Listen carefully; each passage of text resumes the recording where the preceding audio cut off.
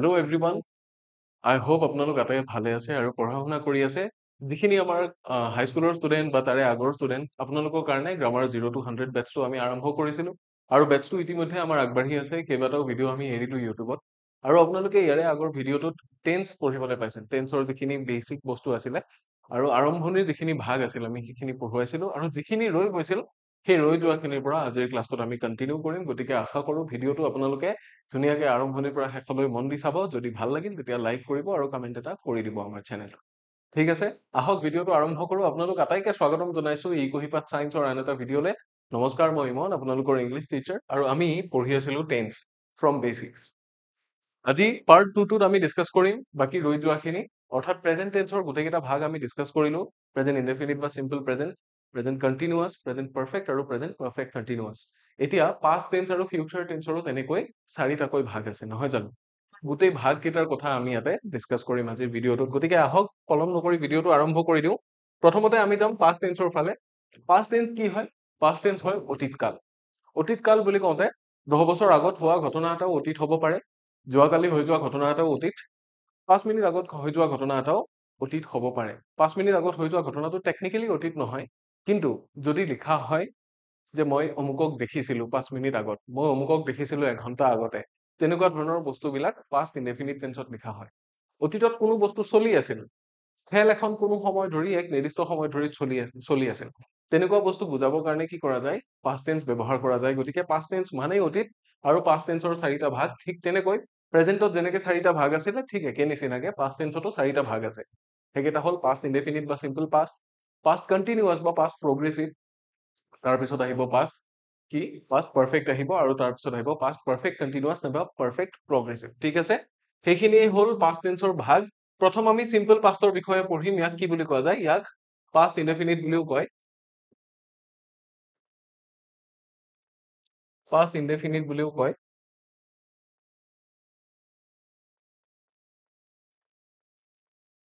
আৰু ইয়াক ক'ত ইউজ কৰা হয়? Completed action in the past. হৈ গৈছে বস্তুটো, কমপ্লিট হোৱা একশ্যন বাট পাষ্টত হৈছে। মানে খেলখন তেওঁ খেলিছিল, তেওঁ দৌৰিছিল, তেওঁ ইয়ালৈ আহিছিল, মানুহজনে মোক গ্ৰীট কৰিছিল দেখা পাই, এই সকলো ধৰণৰ বস্তুবিলাক কি কৰা যায়? পাষ্ট ইনডেফিনিট বা চিম্পল পাষ্ট টেন্সত ইনক্লুড কৰা যায়। ষ্ট্ৰাকচাৰ বুলি ক'লে আমি এফাৰ্মেটিভ, নেগেটিভ আৰু ইণ্টাৰোগেটিভ গোটেইকেইটা চেণ্টেন্স কেনেকৈ লিখিম সেই হিচাপে ষ্ট্ৰাকচাৰটো চাম। চাব, এফাৰ্মেটিভ চেণ্টেন্সত কি কৰে? Subject plus V2। V2 মানে হৈছে ভাৰ্বৰ যিখন লিষ্ট থাকে এনেকে। মই যে কৈছিলো আপোনালোকক গো, ৱেন্ট, গানৰ কথা, ঠিক আছে? গোটো হ'ল প্ৰথম বেচিক ফৰ্ম বা প্ৰেজেন্ট ফৰ্ম, তাৰপিছত কি আহিব? পাষ্ট টেন্স আহিব, ৱেন্ট, আৰু তাৰপিছত আহিব পাষ্ট পাৰ্টিচিপল ফৰ্ম গো, ৱেন্ট, গন। এতিয়া আমি যদি 1 2 3 এনেকে যদি ভাগ কৰোঁ, তেতিয়াহ'লে 3 নম্বৰত যিটো ভাগ আছে সেইটো V3 আৰু 2 নম্বৰত যিটো ভাগ আছে সেইটো V2 আৰু প্ৰথম যিটো আছে সেইটো V1। ঠিক আছে, V4 বুলি যদি কয় তেতিয়াহ'লে মনত ৰাখিব সেইটো প্ৰেজেন্ট পাৰ্টিচিপল, অৰ্থাৎ ভাৰ্ব প্লাছ বেচিক ফৰ্মটো প্লাছ ING। ঠিক আছে, V4 মানে হৈছে মেইন ভাৰ্ব, মেইন ভাৰ্বৰ ৰ ফৰ্মটো প্লাছ ING।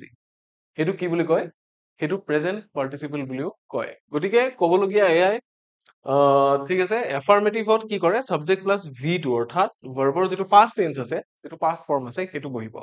কেনেকে? যেনে এতিয়া আমি এনেকে ক'ব পাৰো, হি ৱেন্ট দেয়াৰ। এইটো এটা বাক্য। ইয়াতে কি হৈছে? ইফালে কি থাকিব পাৰে? কমপ্লিমেণ্ট থাকিব পাৰে, অবজেক্ট থাকিব পাৰে, হয় নে নহয়? আৰু কমপ্লিমেণ্টটো কেতিয়াবা কি হ'ব পাৰে? এডভাৰ্বো হ'ব পাৰে। অবজেক্ট থাকিলেতো সেইটো এটা নাউন হ'ব, ৰাইট?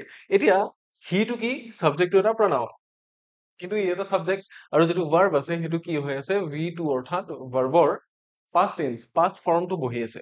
ঠিক তেনেকে যদি নেগেটিভ চেন্টেন্স লিখা যায় তেতিয়া কি হ'ব? ছাবজেক্ট প্লাছ ডিড নট, তাৰ পিছত বহিব V1। V1 কিয় বহিব?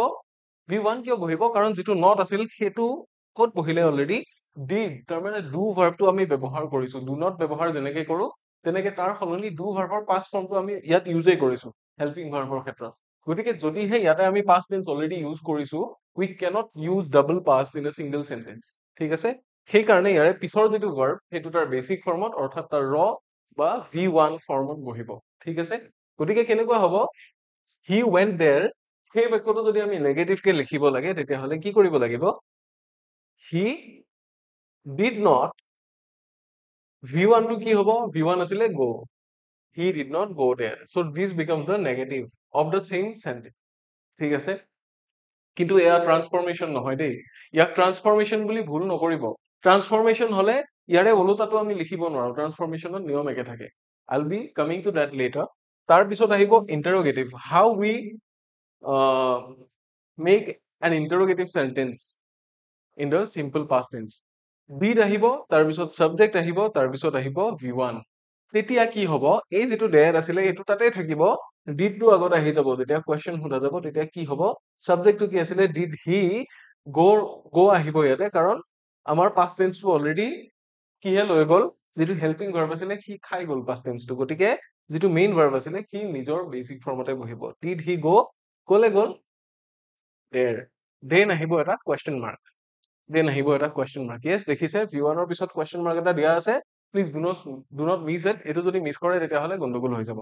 হল, এটো আছিলে past indefinite tense। এতিয়া নেক্সট আমি যাম past continuous বা past progressive হলে তাৰে আগতে আমি তিনিটামান এক্সাম্পল চাই লৈছো, যেনে she visited the museum, affirmative sentence, right? মই ব্ৰেকেটত a বুলি লিখি দিছো যাতে বুজি পাই। then চাও they didn't go home, that becomes a negative sentence, so ব্ৰেকেটত n বুলি লিখি দিছো। তাৰপিছত কি আছে, did he call you, that becomes an interrogative sentence, so in বুলি লিখি দিছো।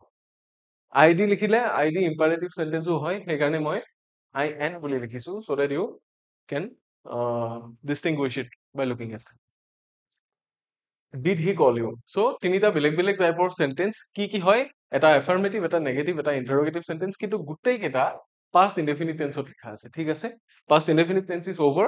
নেক্সট আমি আহিম past continuous tense হলে। মনত ৰাখিব প্ৰতিটো continuous tenseক কি বুলি কয়, progressive tense বুলিও কয়।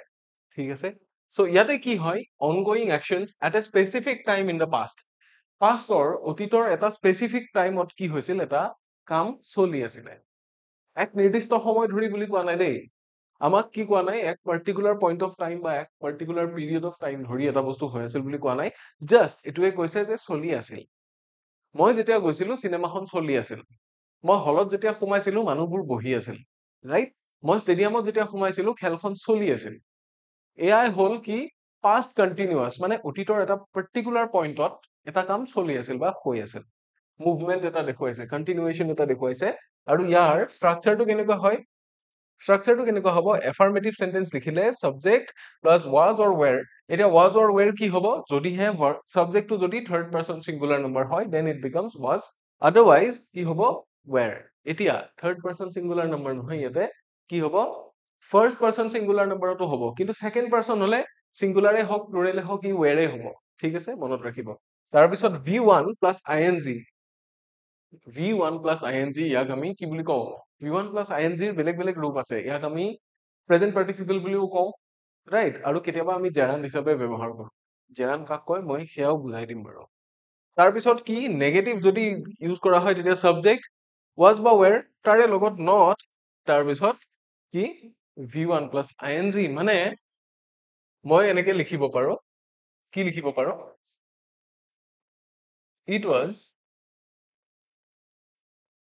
raining heavily, heavily এটা adverb আহি গৈছে আৰু এটা কমপ্লিমেন্ট হিচাপে কাম কৰিছে। বাকিখিনি চাও, subject was verb plus ing heavily, এটা এফাৰ্মেটিভ সেন্টেন্স হৈ গ'ল। আকৌ ইয়াক যদি নেগেটিভ কৰা যায় তেতিয়া কি হ'ব, was বা were তোৰ লগত কি বহে, not। তেতিয়া এনেকে ক'ব কোনোবাই, it was not। এতিয়া এটোকে শৰ্ট কৰি কোনোবাই wasn't লিখিব পাৰে, it was not কি raining at all, মুঠেও বৰষুণ দিয়া নাছিল। ঠিক আছে, আকৌ কোনোবাই কোৱেশ্চন সুধিছে, ইন্টাৰোগেটিভত কি হয়, was বা were আগত আহিব, সাবজেক্টটো তাৰপিছত আহিব, তাৰপিছত v1 আহিব, তাৰপিছত ing। গতিকে এনেকে সুধিব, was বা were টো যেহেতু আগত আহে, was it raining last night, যোৱা ৰাতি বৰষুণ দি আছিল নেকি, তেনেকেও সুধিব পাৰে। So these are certain types of sentences that we can write while using past continuous tense। ঠিক আছে, let us look at a few examples here। I was reading a novel, হৈ গ'ল affirmative sentence, right? ইয়াক মই af বুলি লিখি দিছো। ঠিক আছে, affirmative sentence। They were not playing football, that becomes a negative sentence। ঠিক আছে, that they were not playing football মানে you past continuous তে আছে কিন্তু in a negative sense, then becomes a interrogative sentence. Was she cooking? তাই ভাত বনাই আছিল নেকি, তাই ৰান্ধি আছিল নেকি খাবলৈ কিবা?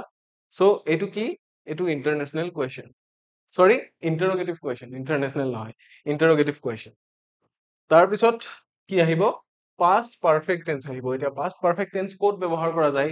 Action completed before another past action. Past perfect tense তেতিয়াহে ব্যৱহাৰ কৰা যায় যেতিয়া অতীততে আমি হোৱা কথা এটা আৰু আগত হোৱা বস্তু এটাৰ কথা কওঁ। ঠিক আছে, মোক মানুহ এজনে যোৱাকালি দৌৰি আহি খবৰ এটা দিছিল। খবৰ দিছিল যে যিজন মানুহ মই লগ পাইছিলো সেই মানুহজন 3 দিনৰ আগতেই ঢুকাইছিল। এতিয়া সেই 3 দিন আগতে ঢুকুৱা মানুহজনৰ ঢুকুৱা কামটো কেতিয়া হৈছে? মোক যেতিয়া মানুহজনে খবৰ দিছিল তাতকে আগত হৈছে। অথচ মোক মানুহজনে খবৰ দিয়া বস্তুটো অলৰেডি পাষ্টত আছে, ৰাইট? মোক মানুহজনে কেতিয়া খবৰ দিছে? অলৰেডি এদিন আগত খবৰ দিছে বা অলৰেডি অতীতত খবৰ দিছে। দ্যাট ইজ পাষ্ট ইনডেফিনিট বা চিম্পল পাষ্ট। এতিয়া পাষ্টত কিবা এটা ঘটনা এনেকুৱা হৈছিল যিটো আৰু আগতেই হৈছিল, আৰু আগৰ এটা একশ্যন। সেই একশ্যনটোক মই কেনেকে ডেছক্ৰাইব কৰিম? সেই একশ্যনটো ডেছক্ৰাইব কৰিবৰ কাৰণে পাষ্ট পাৰফেক্ট টেন্স ব্যৱহাৰ কৰা হয়। ঠিক আছে, কেনেকে কৰিম? ইয়াতে আমাৰ ষ্ট্ৰাকচাৰ এটা দিয়া হৈছে, এফাৰ্মেটিভ, যে সাবজেক্ট হ্যাড তাৰপিছত V3 লাগিব। এতিয়া V3 মানে কি? পাষ্ট পাৰ্টিচিপল ফৰ্মটো। আৰু পাষ্ট পাৰফেক্ট হলে আমাক হেভ বা হেজৰ দৰকাৰ নাই, চিধা হেড আহিব। মনত ৰাখিব V3। তাৰপিছৰ কথাটো হ'ল যে ইয়াৰ সেন্টেন্সটোৰ লগত কি থাকিব? বিফৰ অমুক বা বিফৰ টু অমুক তেনেকুৱা কিবা এটা থাকিব, বা আফটাৰ অমুক। ঠিক আছে, বিফৰ আফটাৰটো কিহৰ কাৰণে? বিকজ অতীতত হোৱা আনটো পাষ্ট ইনচিডেন্টৰ কথা লিখিবৰ কাৰণে। আনটো পাষ্ট ইনচিডেন্ট কিহত লিখে? পাষ্ট ইনডেফিনিট টেন্সত লিখে বা চিম্পল পাষ্ট টেন্সত লিখে। যেনে কেনেকুৱা হ'ব? সাবজেক্ট হ্যাড আৰু V3 লগাই পেলাই লিখিছো দ্য, চিম্পল এটা লিখিছো যিটো সবতকে বেছি উদাহৰণ দিয়া যায়, সেইটো এটা, train had left before we arrived. এতিয়া এই যিখিনি পোৰ্শন বিফৰ উই এৰাইভড, এইখিনি পাষ্ট ইনডেফিনিট টেন্স বা চিম্পল পাষ্ট টেন্সত লিখা আছে। বাট তাৰ আগৰখিনি কি কৰা আছে? দ্য ট্ৰেইন হ্যাড লেফট, ট্ৰেইনখন এৰিছিল, ট্ৰেইনখন গুচি গৈছিল। এতিয়া আমি গৈ পোৱাটোৱে অলৰেডি পাষ্ট, কিন্তু ট্ৰেইনখন যোৱাটো তাতকেও আগত হৈছে, নহয়নে? ট্ৰেইনখন যোৱাটো তাতকেও আগত হৈছে। গতিকে অতীতত হোৱা দুটা ইনচিডেন্ট, তাৰে যিটো বেছি আগত হয় সেইটো বুজাবৰ কাৰণে পাষ্ট পাৰফেক্ট টেন্স ব্যৱহাৰ কৰা হয়। নেগেটিভ লিখিলে কেনেকুৱা হ'ব? সাবজেক্ট আহিব, had not আহিব, তাৰপিছত V3 আহিব। ইন্টাৰোগেটিভ লিখিলে কি হ'ব? had subject V3 then question, ঠিক আছে, এইখিনিলে বুজিলে? আমি উদাহৰণ কেইটামান চাই লওঁ, তেতিয়া that will be very clear। ঠিক আছে, উদাহৰণ চাইছো, he had left before I arrived। I arrived to ক'ত আছে? past indefinite tense, but he had left because তাৰ সেই মানুহজনে এৰি যোৱাটো বা তেখেত গুচি যোৱাটো তাতকেও আগত হৈছে। মই অহাতকেও, মই আহি পোৱাতকেও আগতে হৈছে, right? she had not finished the work, তাই কামটো শেষ কৰা নাছিল। আমি গম পাইছিলো যে তাই কামটো শেষ কৰা নাছিল, মানে কামটো শেষ কৰা নকৰা চিষ্টেমটো তাতকেও আগতে হৈছে, আমি গম পোৱাতকেও আগতে হৈছে, ৰাইট? সো তেনেকুৱা সেন্সত এইটো ব্যৱহাৰ কৰে। had they gone, সিহঁত গৈছিল নে? বুজি পাইছে? এতিয়া এই বস্তুটোক যদি আমি এনেকে সুধিব লাগে তেতিয়া কি হ'ব? বাকিখিনি একে থাকিব। এই যিখিনি দেখিছে before I arrived, if I have to turn this sentence into a question or interrogative sentence, then what does it become? I have to write it like, had he gone, had he gone, sorry, had he left হ'ব লাগে, had he left কি হ'ব? before I arrived। এতিয়া এটা কথা, ইয়াক যদি he had left, right?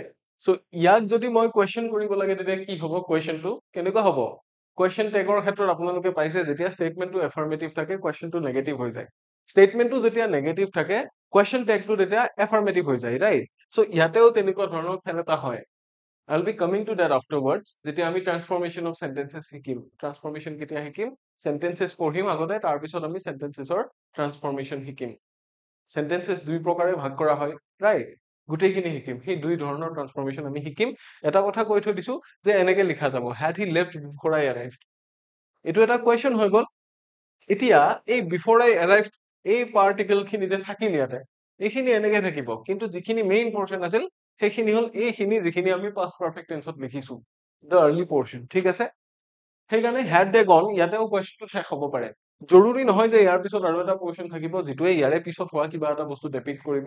That's not mandatory, ঠিক আছে। তাৰ পিছত আমি যাম past perfect continuous টেন্সলৈকে। ইয়াক কি বুলি কোৱা হয়? past perfect progressive tense বুলিও কয়। কণ্টিনিউয়াছৰ সলনি progressive শব্দটো ব্যৱহাৰ কৰে, ঠিক আছে। Then coming to the uses, action continuing up to a point in the past, অতীতৰ এটা বস্তু যিটো এটা নিৰ্দিষ্ট পইণ্টলৈকে হৈছিল, এটা নিৰ্দিষ্ট সময় ধৰি হৈছিল। মই আপোনালোকক অলৰেডি পইণ্ট অফ টাইম আৰু পিৰিয়ড অফ টাইমৰ কথা কৈছো, গতিকে দুয়োটা ইয়াতে এপ্লিকেবল হয়। when we talk about some action which was continuing up to a point of time in the past,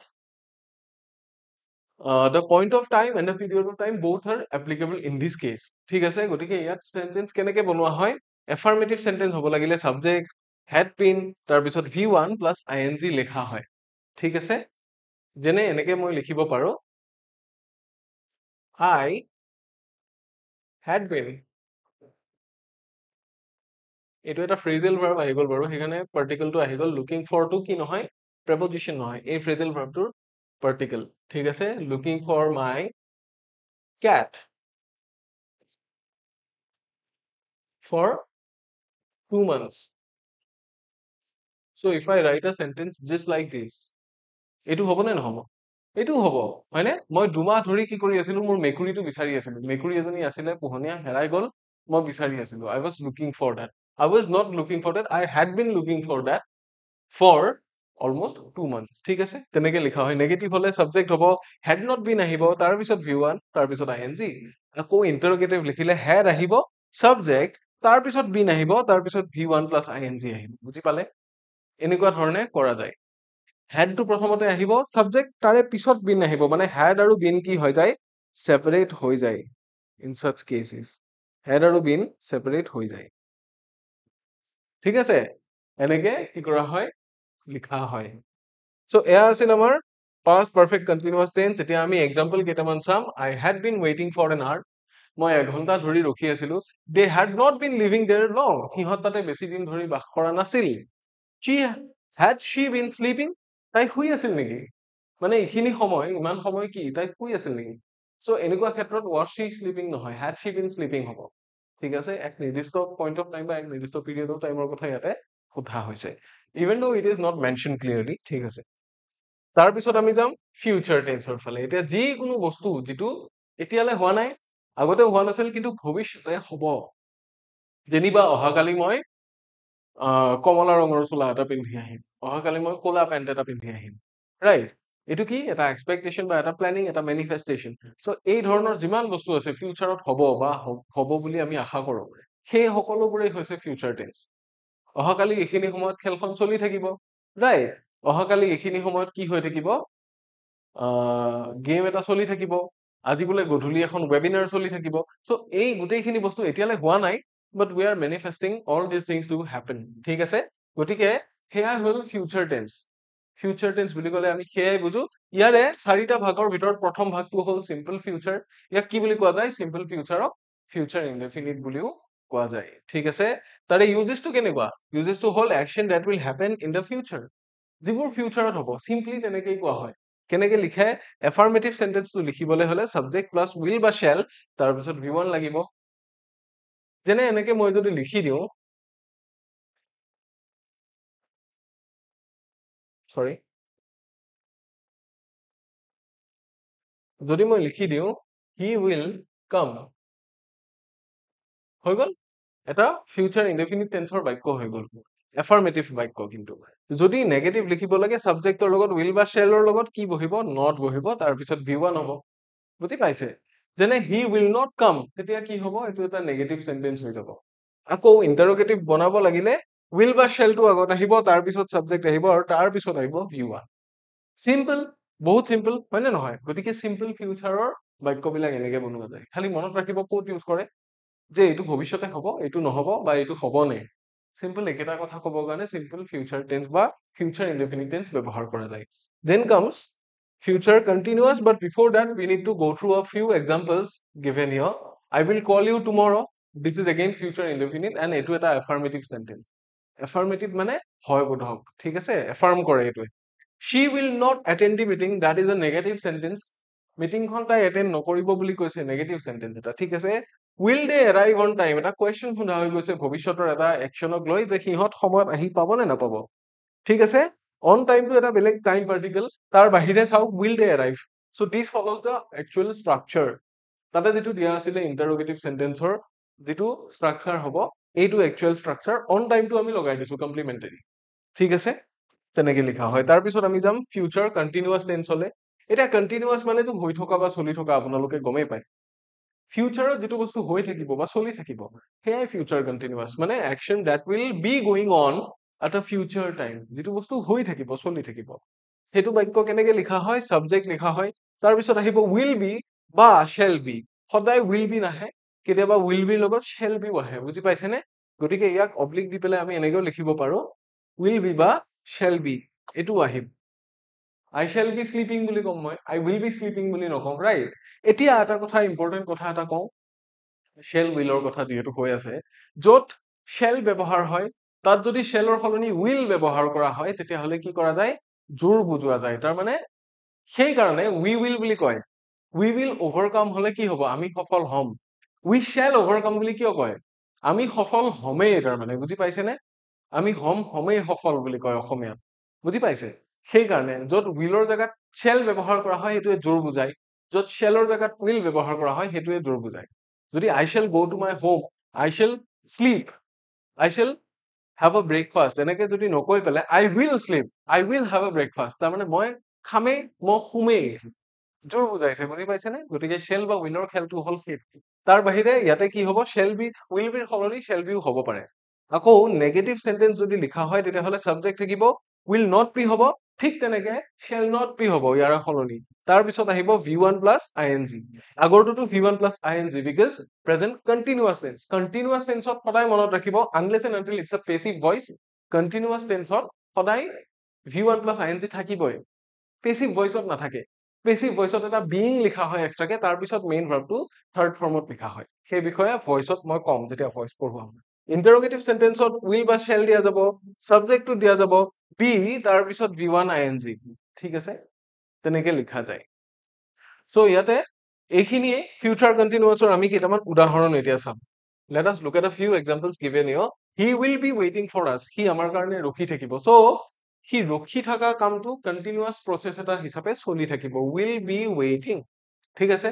I will not be attending the class, মই ক্লাসটো attend নকৰিম, তাৰ মানে will you be working at 10 AM, তুমি 10 বজাত কাম কৰি থাকিবানে, ঠিক আছে।